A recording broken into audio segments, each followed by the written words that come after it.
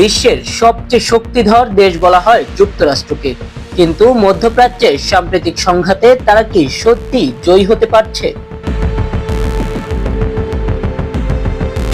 28 ফেব্রুয়ারি Israel ও United states যৌথভাবে ইরানের বিরুদ্ধে হামলা শুরু করে। এর জবাবে পুরো মধ্যপ্রাচ্য জুড়ে ক্ষেপণাস্ত্র ও ড্রোন হামলা চালায় ইরান।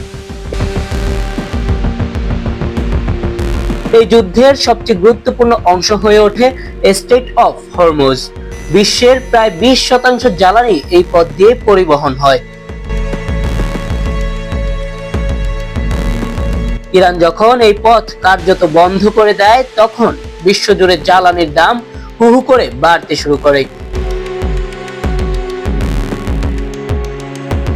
যুদ্ধ শুধু সামরিক শক্তির নয়, অর্থনীতিরও। জ্বালানির দাম বাড়ায় যুক্তরাষ্ট্র সহ পুরো বিশ্ব অর্থনৈতিক চাপে পড়ে। এই যুদ্ধের বড় প্রভাব পড়ছে রাজনীতিতে। ডোনাল্ড ট্রাম্পের জনপ্রিয়তা কমতে শুরু করেছে।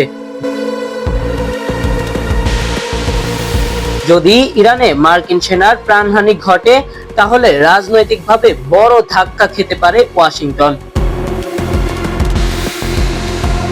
হরমুজ নিয়ন্ত্রণ নিতে যুক্তরাষ্ট্র সামরিক পদক্ষেপ বিবেচনা করছে, কিন্তু এতে বড় ধরনের ক্ষয়ক্ষতির আশঙ্কা রয়েছে। একটি মার্কিন যুদ্ধজাহাজ ডুবে গেলে তা হবে বড় প্রতীকী পরাজয়।